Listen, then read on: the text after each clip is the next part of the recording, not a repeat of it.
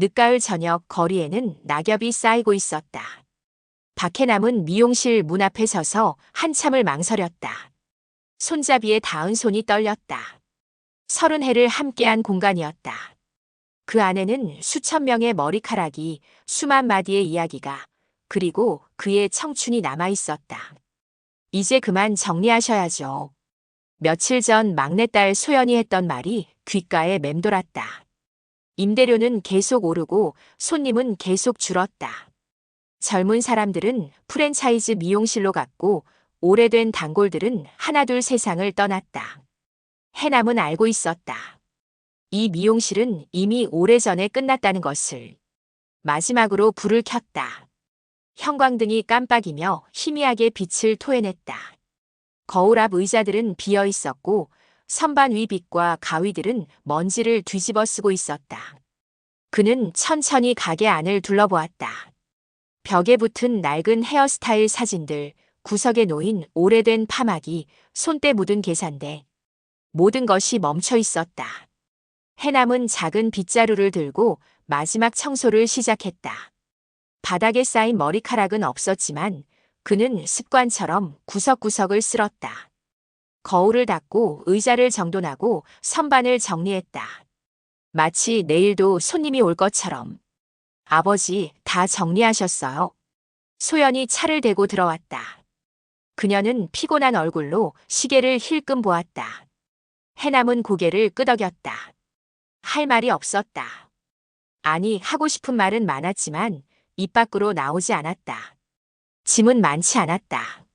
몇 권의 장부, 낡은 사진첩, 오래된 공구 몇 개. 30년의 흔적치고는 초라했다. 소연은 서둘러 짐을 차에 실었고 해남은 마지막으로 미용실을 돌아보았다. 형광등을 껐다. 어둠이 공간을 삼켰다. 그제야 눈물이 났다. 차 안은 조용했다. 소연은 운전에만 집중했고 해남은 창밖을 바라보았다. 지나가는 거리의 불빛들이 흐릿하게 번졌다. 그는 생각했다. 나는 이제 어디로 가는가? 딸의 집으로 간다. 기생하러 간다. 기생. 그 단어가 가슴을 짓눌렀다. 평생 자식들을 먹여 살렸던 사람이 이제는 자식에게 얹혀 사는 신세가 되었다. 미안함과 자괴감이 뒤섞였다. 소연의 아파트는 새 것이었지만 좁았다. 사위는 친절했지만 거리감이 있었다. 손주들은 예의는 바랐지만 무관심했다. 아파트 주차장에 차가 섰다. 엘리베이터를 타고 12층으로 올라갔다. 현관문이 열리자 거실에서 파란 불빛이 깜빡이고 있었다. CCTV였다. 해남은 그 작은 렌즈를 바라보았다. 렌즈도 그를 바라보는 것 같았다. 아버지, 이쪽 방 쓰세요. 소연이 작은 방문을 열었다. 방 안에는 침대와 작은 옷장이 전부였다. 창문 밖으로 다른 아파트 불빛들이 보였다. 해남은 짐을 내려놓고 침대에 앉았다. 소연은 좀 쉬세요라는 말을 남기고 나갔다. 혼자 남은 방 안에서 해남은 두 손으로 얼굴을 감쌌다. 미용실의 형광등은 꺼졌다. 그리고 그의 무언가도 함께 꺼진 것 같았다. 하지만 거실 저편에서 CCTV의 파란 불빛은 여전히 깜빡이고 있었다. 기록하고 있었다. 이 모든 것을. 아침 식탁은 조용했다. 소연은 서둘러 토스트를 씹으며 휴대폰을 들여다보았다. 보험 설계 일정이 빼곡했다. 사위 윤상우는 신문을 펼쳐들고 경제면을 읽었다. 손주 민준이와 예린이는 각자 스마트폰 화면에 고개를 박은 채 손가락만 움직였다. 해남은 구석 자리에 앉아 있었다. 누가 봐도 손님 같았다. 아니, 손님보다 못한 존재처럼 느껴졌다. 그는 조심스럽게 수저를 들었다. 소리를 내지 않으려 애썼다. 숨소리마저 줄이려는 듯 했다. 아버지, 김치 더 드릴까요? 소연이 물었지만 시선은 여전히 휴대폰에 고정되어 있었다. 해남은 괜찮다고 작게 대답했다. 괜찮지 않았지만 괜찮다고 말하는 게 편했다. 소연아, 오늘 계약 잘 따야 할 텐데. 상우가 신문을 내려놓으며 말했다. 그의 목소리는 차분했지만 압박이 담겨 있었다. 소연은 고개를 끄덕였다. 눈 밑에 다크서클이 짙었다. 해남은 그 모습을 보며 가슴이 무거워졌다. 자신 때문에 딸이 더 고생하는 것 같았다. 엄마, 나 용돈 줘. 민준이가 처음으로 고개를 들었다. 소연은 지갑을 뒤져 10,000원짜리 몇 장을 건넸다. 예린이도 손을 내밀었다. 소연은 한숨을 쉬며 또 지폐를 꺼냈다. 해남은 그 장면을 지켜보다가 자신의 주머니를 만져보았다. 텅 비어 있었다. 식사가 끝나고 아이들은 학교로, 소연은 회사로 떠났다. 거실에는 해남과 상우만 남았다. 상우는 커피를 내리며 말했다. 아버님, 편하게 계세요. 낮에는 저도 일 나가니까요. 그래, 고맙다. 해남은 어색하게 대답했다. 상우는 친절했다. 하지만 그 친절 뒤에는 무언가 차가운 것이 있었다. 계산된 배려 같은 것. 해남은 그것을 느꼈다. 상우가 나간 뒤 아파트는 고요했다. 해남은 거실 소파에 앉았다. TV를 켤까 고민하다가 관뒀다. 딸의 집에서 함부로 뭘 해도 될까 싶었다. 그는 그저 창밖을 바라보았다. 아파트 단지 놀이터에서 아이들이 뛰어놀고 있었다. 멀리서 보면 행복해 보였다. 저녁이 되자 가족들이 하나둘 돌아왔다. 소연은 지친 얼굴로 들어왔고 상우는 늦게 도착했다. 손주들은 방에 들어가자마자 문을 닫았다. 저녁 식사 준비는 소연의 몫이었다. 해남은 도와주려 했지만 소연은 괜찮아요, 앉아 계세요라며 손사래를 쳤다. 식탁에 둘러앉았다. 오늘도 말이 없었다. 젓가락 소리만 들렸다. 해남은 반찬을 조금씩 집으며 생각했다. 이 집에서 나는 무엇인가? 가족인가, 짐인가? 소연아. 상우가 먼저 입을 열었다. 목소리에 무게가 실렸다. 아버님 건으로 이야기 좀 해야 할 것 같은데. 소연이 수저를 멈췄다. 해남의 심장이 빨리 뛰었다. 상우는 천천히 말을 이었다. 제가 알아봤는데 요양시설 중에 괜찮은 곳이 있더라고요. 시설도 좋고 프로그램도 잘 되어 있고. 여보. 소연이 작게 말렸지만 상우는 계속했다. 우리 형편도 생각해야죠. 아버님 모시고 사는 건 좋은데 현실적으로 생활비가 만만치 않잖아요. 그리고 아버님 형제분들 땅도 있으시잖아요. 그걸 정리하시면 그 땅은 못 판다. 해남이 처음으로 목소리를 높였다. 식탁 위 공기가 얼어붙었다. 민준이와 예린이가 고개를 들었다가 다시 스마트폰으로 시선을 돌렸다. 소연은 눈물이 고인 채 아무 말도 하지 못했다. 아버님, 체면도 중요하지만 현실도 봐야죠. 상우의 목소리는 여전히 침착했다. 오히려 그게 더 날카로웠다. 그 땅은 조상 대대로 물려받은. 그런 걸 지금 따질 때가 아니잖아요. 상우가 말을 잘랐다.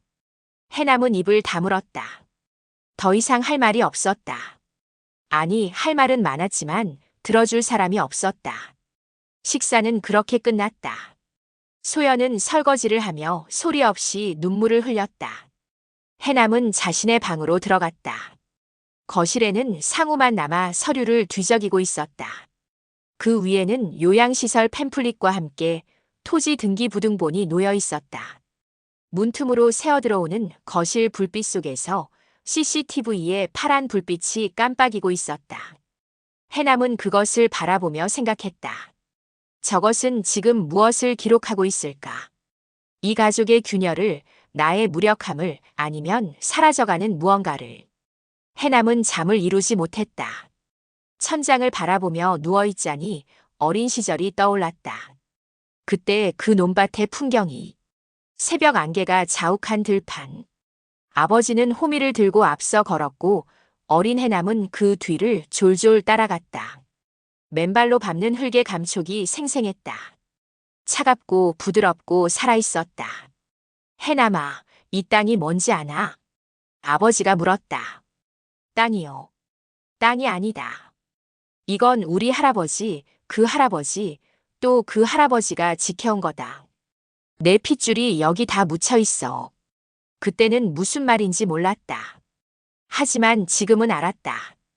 그 땅에는 조상들의 땀이, 삶이, 꿈이 배어 있었다. 흉년에도 전쟁에도 그 땅만은 지켜냈다. 팔지 않았다. 포기하지 않았다. 해남은 이불을 걷어차고 일어났다. 작은 가방에서 낡은 사진첩을 꺼냈다. 펼치자 흑백 사진 속 아버지가 보였다. 논두렁에 앉아 미소 짓는 얼굴. 그 뒤로 펼쳐진 들판. 해남은 사진을 쓰다듬었다. 눈물이 흘렀다. 아버지, 제가 지킬게요. 작게 중얼거렸다. 하지만 그 다짐은 금방 무너졌다. 지킬 힘이 없었다. 돈도 권한도 목소리도 없었다. 며칠 뒤 형제 모임이 있었다. 큰형 해동, 둘째 형에서 그리고 해남. 셋은 작은 식당에 모였다. 해동이 먼저 입을 열었다. 땅 얘기 좀 하자. 또 그 얘기야? 해남이 짜증스럽게 대꾸했다. 그 얘기 말고 뭐하러 모였겠나? 해남아, 우리도 먹고 살아야지. 해서가 거들었다. 둘의 얼굴은 지쳐 있었다. 해동은 자영업으로 빚을 졌고 해서는 병원비에 허덕이고 있었다. 모두 각자의 무게를 짊어지고 있었다. 그래도 그 땅은 못 팔아. 왜 못 파? 아버지도 돌아가셨는데. 그래서 더 못 파는 거야. 아버지가 평생 지키신 건데. 감상은 배 안 불러, 해남아. 해동이 테이블을 탁 쳤다. 옆 테이블 손님들이 힐끔 쳐다보았다. 지금 개발 들어오면 값이 올라. 지금 팔면 한 사람당 억대야, 억대. 그 돈이면 내 딸도 숨통 트이고 우리도 빚 정리하고 다들 사는 거야. 그래서 조상 땅을 파는 거야. 그게 사는 거야? 해남의 목소리가 떨렸다. 화가 나는 건지 슬픈 건지 알 수 없었다. 야, 박해남. 넌 지금 뭔데? 딸한테 얹혀 사는 주제에 무슨 큰 소리야? 해서가 비아냥거렸다. 그 말이 가슴을 찔렀다. 해남은 입을 다물었다. 형님, 그건 좀. 해동이 말렸지만 이미 상처는 났다. 나는 반대야. 절대 안 돼. 해남은 자리에서 일어났다. 내가 반대해봤자 소용없어. 집은 과반 수면 되거든. 우리 둘이 팔면 끝이야. 해동이 차갑게 말했다. 형, 그럼 내 지분만이라도 놔둬. 그것도 안 돼. 땅이 쪼개지면 개발이 안 들어와. 한꺼번에 팔아야 값이 붙는다고. 그럼 내가 형들 지분 사면 되잖아. 무슨 돈으로? 침묵이 흘렀다. 해남은 대답할 수 없었다. 돈이 없었다. 미용실도 정리했고 저축도 바닥났다. 그는 아무것도 없는 사람이었다. 다음 주까지 생각해. 그때까지 서류 준비할 테니까. 해동이 일어서며 말했다. 해서도 따라 일어났다. 해남만 혼자 남았다. 식당을 나와 거리를 걸었다. 발걸음에 힘이 없었다.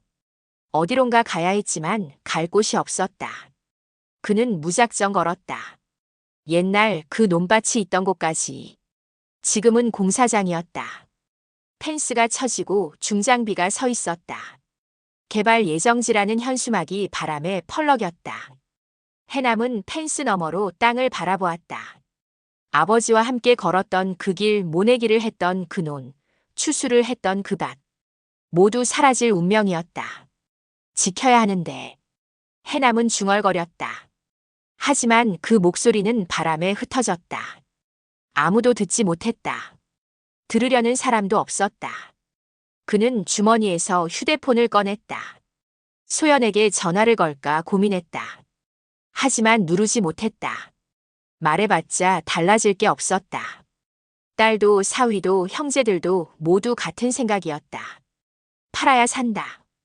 해남은 펜스에 기댄 채 한참을 서 있었다. 해가 저물었다. 공사장의 그림자가 길게 늘어났다. 그는 돌아서서 천천히 걸어 나왔다. 아파트로 돌아오니 이미 밤이었다. 거실에는 아무도 없었다. 모두 방으로 들어간 듯 했다. 해남은 소파에 주저앉았다. CCTV에 파란 불빛이 깜빡였다. 그는 렌즈를 바라보며 생각했다. 기록해라. 내가 끝까지 싸웠다는 걸. 지키려 했다는 걸. 하지만 그것이 무슨 소용일까? 기록은 남아도 땅은 사라질 것이다.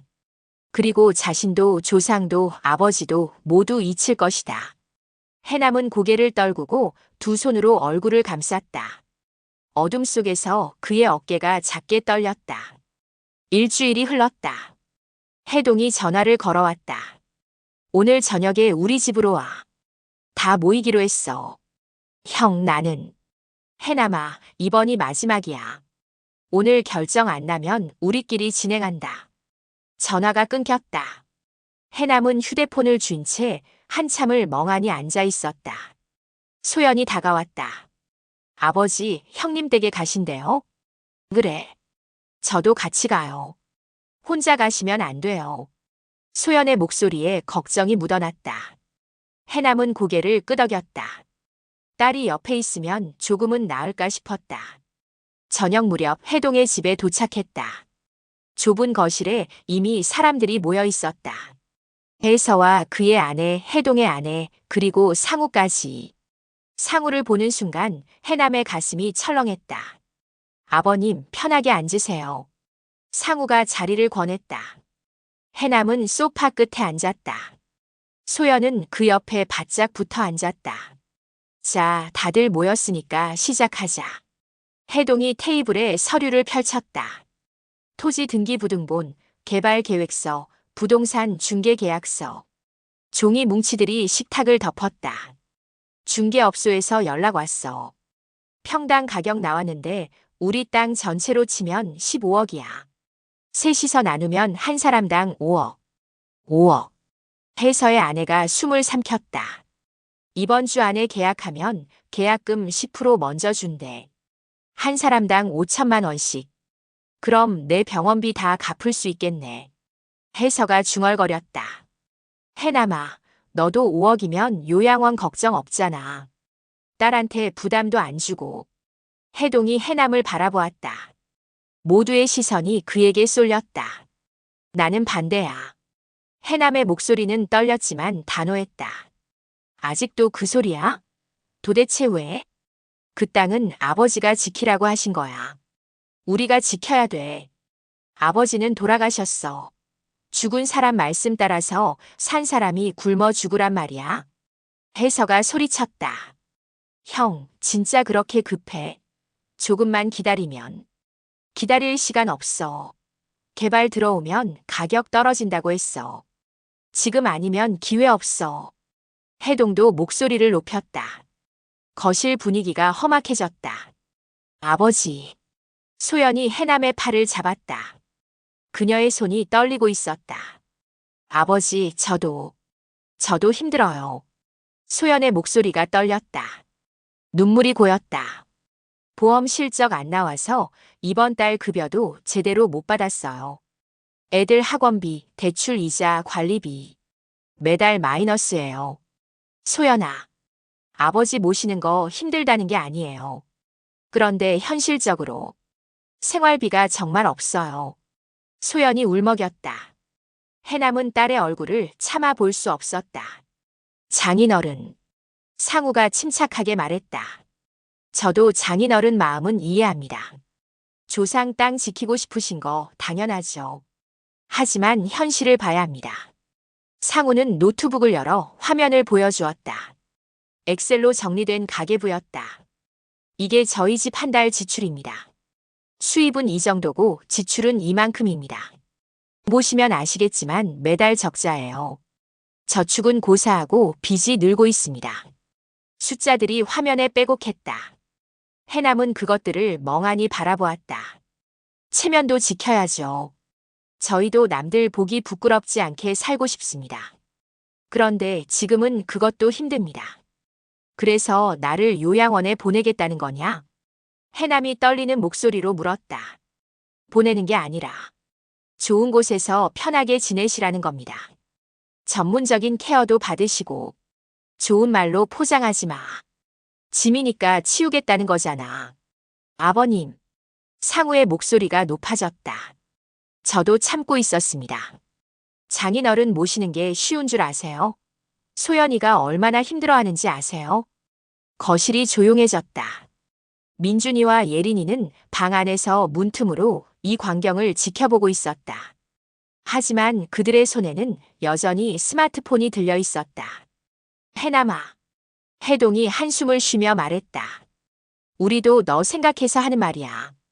5억 있으면 내 노후도 안정적이고 소연이도 숨통 트이고 다 좋잖아.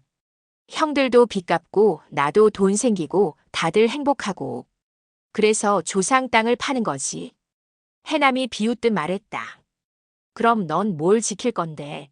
돈도 없는 주제에 땅 지키겠다고? 웃기지 마. 해서가 쏘아붙였다. 해남은 입을 다물었다. 할 말이 없었다. 그들의 말이 다 맞았다. 자신은 돈도 힘도 방법도 없었다. 그저 고집만 부리는 늙은이였다. 테이블 위에는 계약서가 놓여 있었다. 세 곳에 서명란이 비어 있었다. 해동과 해서는 이미 서명할 준비가 되어 있었다. 해남의 서명만 기다리고 있었다. 일주일 더 줄게. 그때까지 생각해. 그래도 서명 안 하면 우리끼리 진행한다. 해동이 서류를 정리하며 말했다. 모임은 그렇게 끝났다. 소연은 눈물을 닦으며 아버지를 부축해 일어섰다. 해남은 비틀거리며 현관으로 나왔다. 뒤에서 사람들의 속삭임이 들렸다. 완전 고집불통이네. 늙으면 저렇게 되나 봐. 저러다가 딸만 고생시키겠어. 해남은 그 말들을 들었다. 들은 척하지 않았지만 가슴에 비수처럼 꽂혔다. 차 안은 침묵으로 가득했다. 소연은 울음을 참으며 운전했고 해남은 창밖만 바라보았다. 아파트에 도착해 엘리베이터를 탔다. 거울에 비친 두 사람의 모습이 처량했다. 집에 들어서자 CCTV에 파란 불빛이 깜빡이고 있었다. 해남은 그것을 바라보며 생각했다. 오늘 이 모든 것이 기록되었을까? 딸의 눈물이, 사위의 차가운 논리가, 형제들의 손가락질이, 그리고 자신의 무력함이. 그는 방으로 들어가 문을 닫았다. 어둠 속에서 침대에 누웠다. 천장을 바라보았지만 아무것도 보이지 않았다. 그저 어둠만 있을 뿐이었다. 밤이 깊었다. 아파트는 고요했다. 소연은 방에서 울음을 삼키고 있었고 상우는 노트북 앞에서 서류를 정리했다. 민준이와 예린이는 각자 방에서 이어폰을 끼고 영상을 보고 있었다. 모두 각자의 공간에 갇혀 있었다. 해남은 방문을 열고 거실로 나왔다. 불을 켜지 않았다. 어둠 속에서 소파에 앉았다. 창밖으로 아파트 단지의 불빛들이 보였다. 저마다의 창문 안에서 저마다의 삶이 흘러가고 있었다. 거실 구석, CCTV에 파란 불빛이 깜빡이고 있었다. 해남은 그것을 바라보았다. 작은 렌즈. 그 안에 무엇이 담겨 있을까? 오늘 저녁의 모든 것이 기록되었을까? 소연의 눈물, 상우의 차가운 말들, 자신의 떨리는 목소리. 다 봤겠지. 해남이 중얼거렸다. CCTV는 대답하지 않았다. 그저 깜빡일 뿐이었다. 하지만 해남은 알고 있었다. 저것은 보고 있다. 기록하고 있다. 증언하고 있다. 그는 주머니에서 낡은 수첩을 꺼냈다. 미용실 시절부터 써온 것이었다. 손때 묻은 표지, 구겨진 페이지들. 그는 펜을 들었다. 손이 떨렸지만 글씨를 써내려갔다. 내가 지켜야 할 것. 첫 줄을 쓰고 잠시 멈췄다. 무엇을 지켜야 하나? 땅, 조상, 존엄, 아니면 그저 자신의 마지막 자존심. 그는 계속 썼다. 충청남도 당진시 성문면 논 1200평. 할아버지가 일구시고 아버지가 지키신 땅. 1953년 전쟁이 끝나고 아버지는 그 땅으로 돌아오셨다. 아무것도 없었다. 집도 곡식도 가축도. 하지만 땅은 있었다. 아버지는 그 땅에서 다시 시작하셨다. 씨를 뿌리고 물을 대고 풀을 뽑았다. 비가 와도 가뭄이 와도 포기하지 않으셨다. 그 땅에서 나는 자랐다. 형들도 자랐다. 우리는 그 땅의 쌀을 먹고 컸다. 그 땅의 수확으로 학교를 다녔다. 아버지는 돌아가시기 전에 말씀하셨다. 이 땅만은 지켜라.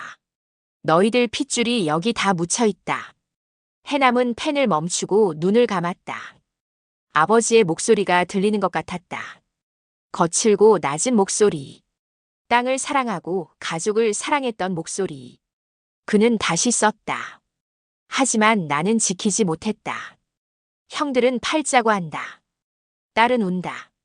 사위는 논리로 나를 압박한다. 손주들은 관심이 없다. 나는 무력하다. 돈도 없고 힘도 없고 목소리도 없다. 나는 그저 늙은 짐일 뿐이다. 하지만 그래도 기록한다. 내가 끝까지 반대했다는 것을, 지키려 했다는 것을. 언젠가 누군가는 이것을 읽을 것이다. 손주들이 읽을 수도 있다. 아니면 아무도 읽지 않을 수도 있다. 그래도 괜찮다. 나는 내 할 일을 했다. 수첩을 덮었다. 해남은 CCTV를 다시 바라보았다. 파란 불빛이 여전히 깜빡이고 있었다. 그는 소파에서 일어나 렌즈 앞으로 걸어갔다. 이것도 기록해두거라. 해남이 CCTV를 향해 말했다. 목소리는 작았지만 단호했다. 나는 박해남이다. 1954년생, 올해 71살. 평생 미용실을 운영했고 세 자식을 키웠다. 그는 숨을 들이쉬고 계속했다. 내 아버지는 박종서. 평생 농사를 지으셨다. 전쟁도 가난도 이겨내셨다. 그 땅을 지키셨다. 그 땅은 이제 팔릴 것이다. 나는 막을 수 없다. 힘이 없다. 하지만 기억해달라. 그 땅에는 우리 조상들의 삶이 있었다. 땀이 있었다. 꿈이 있었다. 그것을 돈으로 바꾼다는 게 옳은 일인지 나는 모르겠다. 하지만 한 가지는 안다. 나는 끝까지 지키려 했다. 그것만은 기억해달라. 말을 마치고 해남은 CCTV에서 시선을 떼었다. 다시 소파로 돌아와 앉았다. 수첩을 무릎 위에 올려놓았다. 시간이 흘렀다. 얼마나 지났을까? 해남은 잠들지 않았다. 그저 앉아서 생각했다. 자신의 인생, 아버지의 인생, 그리고 손주들의 미래. 민준이와 예린이는 이 땅의 의미를 알까? 조상이 누구인지 알까? 땅이 단순히 돈이 아니라는 것을 알까? 아마 모를 것이다. 그들은 스마트폰 안의 세상에 산다. 땅도 뿌리도 조상도 관심 없다. 그저 지금 여기 화면 속의 것들만 본다. 하지만 언젠가는 알게 될까? 나이가 들면, 자식이 생기면 그때는 깨달을까? 자신의 뿌리가 어디인지, 어떤 사람들이 자신을 있게 했는지. 해남은 수첩을 펼쳐 마지막 페이지에 썼다. 민준아, 예린아. 할아버지가 고집불통이라고 생각하지.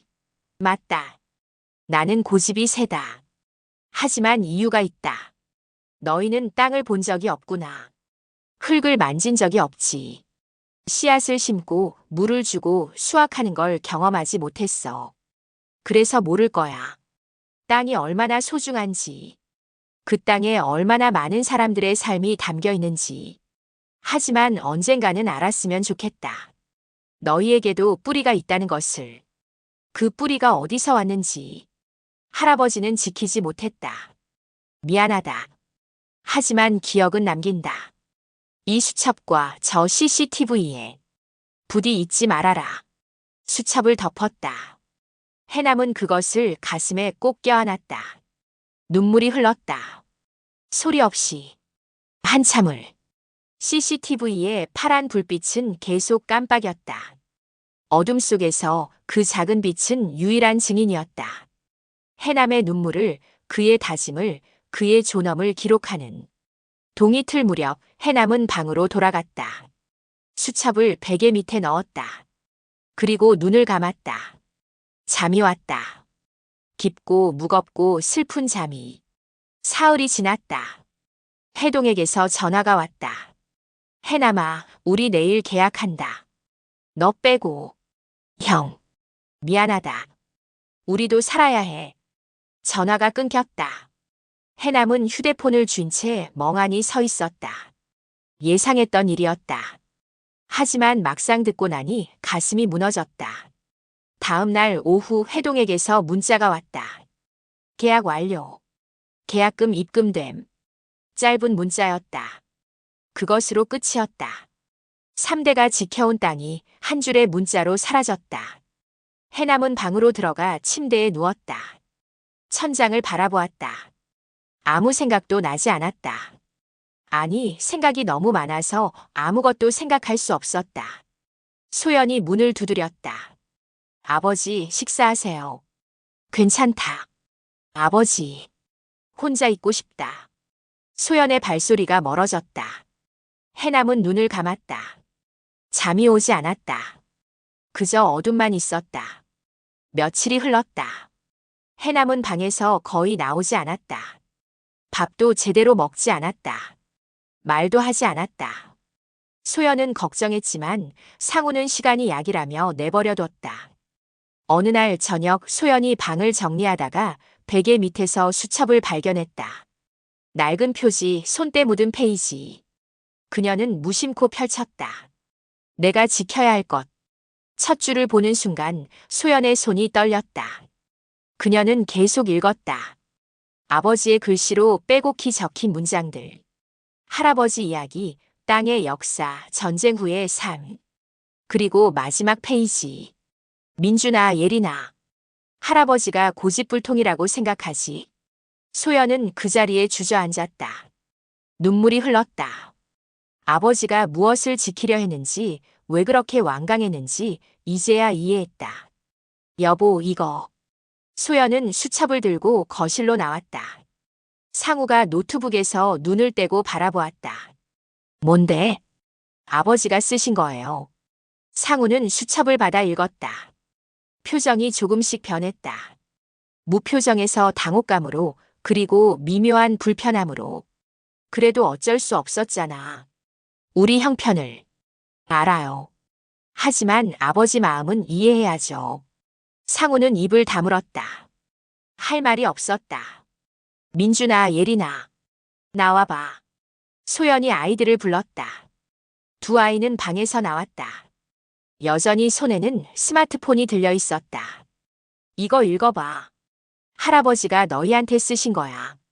소연은 수첩의 마지막 페이지를 펼쳐 보였다. 민준이가 먼저 읽었다. 예린이가 그 옆에서 함께 읽었다. 할아버지는 지키지 못했다. 미안하다. 하지만 기억은 남긴다. 민준이의 표정이 굳었다. 예린이는 입술을 깨물었다. 두 아이는 처음으로 할아버지에 대해 생각했다. 저 방 안에 있는 말없는 슬픈 할아버지를. 엄마, 할아버지한테 우리가. 예린이가 말을 잇지 못했다. 우리가 관심이 없었나요? 민준이가 물었다. 소연은 고개를 끄덕였다. 그런 것 같구나. CCTV에도 있을까요? 할아버지 말씀. 예린이가 물었다. 소연은 깜짝 놀랐다. CCTV. 거실 구석에서 깜빡이는 그 작은 렌즈.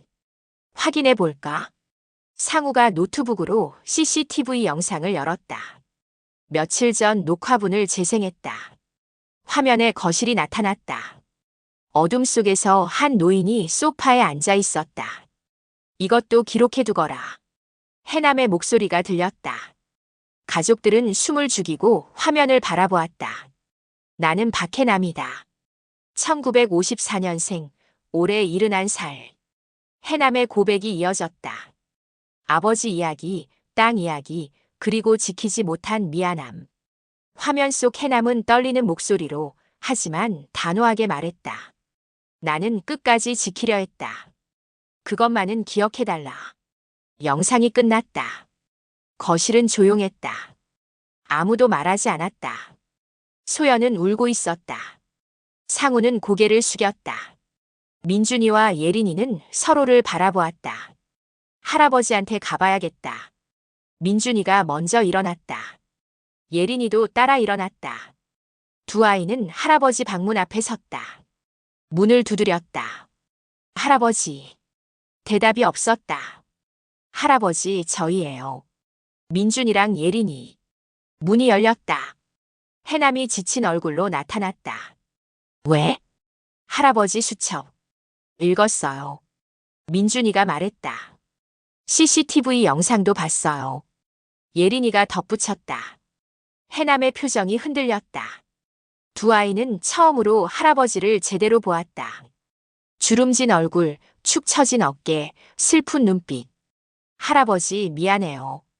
예린이가 말했다. 저희가 몰랐어요. 그 땅이 그렇게 중요한 줄. 민준이도 고개를 숙였다. 해남은 아무 말도 하지 못했다. 눈물만 흘렀다. 두 아이가 다가와 할아버지를 안았다. 작고 서툰 포옹이었지만 해남에게는 세상 전부 같았다. 거실에서 소연과 상우는 그 장면을 지켜보았다. 소연은 계속 울었다. 상우는 한숨을 쉬었다. 제가 너무 차갑게 굴었나요? 상우가 작게 물었다. 우리 모두 그랬어요. 소연이 대답했다. 땅은 이미 팔렸다. 계약금은 입금됐고 잔금일도 정해졌다. 되돌릴 수 없었다. 하지만 무언가는 변했다.